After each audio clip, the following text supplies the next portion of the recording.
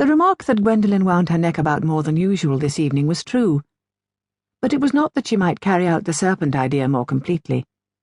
It was that she watched for any chance of seeing Deronda, so that she might inquire about this stranger under whose measuring gaze she was still wincing. At last her opportunity came.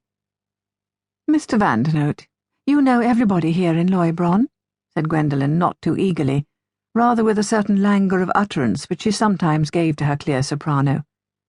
"Who is that dark-haired young man with the dreadful expression?"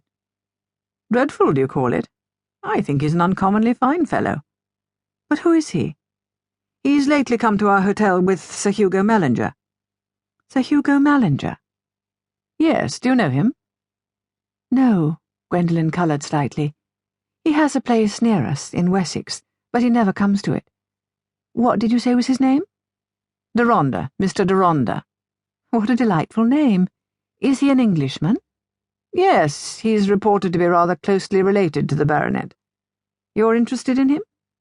"Yes, I think he is not like young men in general." "And you don't admire young men in general?" "Not in the least. I always know what they will say. I can't at all guess what this Deronda would say.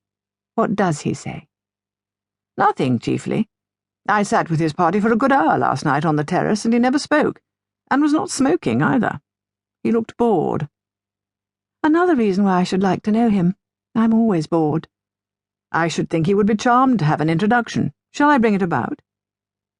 But Gwendolen did not make Deronda's acquaintance on this occasion. And when she re-entered her own room, she found a letter recalling her home.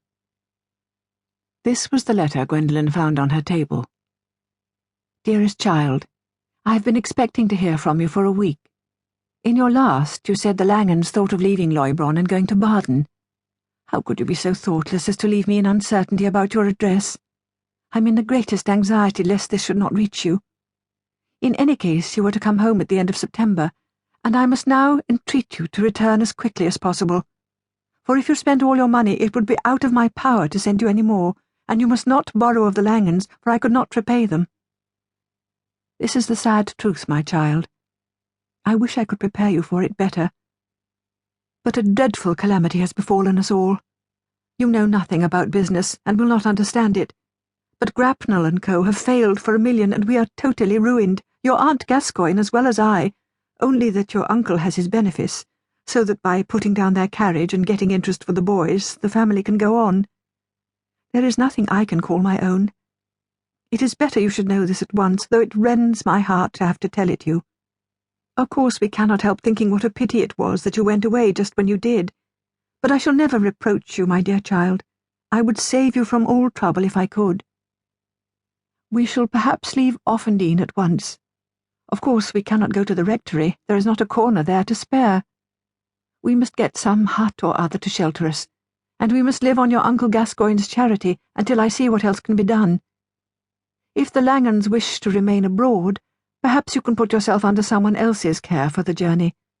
But come as soon as you can to your afflicted and loving mamma, Fanny Davilow." The effect of this letter on Gwendolen was half stupefying. There was no inward exclamation of "poor mamma." Her mamma had never seemed to get much enjoyment out of life, and if Gwendolen had been at this moment disposed to feel pity, she would have bestowed it on herself. For was she not naturally and rightfully the chief object of her mamma's anxiety too? But it was anger, it was resistance that possessed her. It was bitter vexation that she had lost her gains at roulette, whereas if her luck had continued through this one day, she would have had a handsome sum to carry home, or she might have gone on playing and won enough to support them all. Even now, was it not possible? She had only 4 Napoleons left in her purse, but she possessed some ornaments which she could sell, an Etruscan necklace which she happened not to have been wearing since her arrival. The course that held the least risk of intolerable annoyance was to raise money on her necklace early in the morning, tell the Langhans that her mamma desired her immediate return without giving a reason, and take the train for Brussels that evening. She had no maid with her, and the Langhans might make difficulties about her returning alone, but her will was peremptory. Instead of going to bed, she made as brilliant a light as she could and began to pack.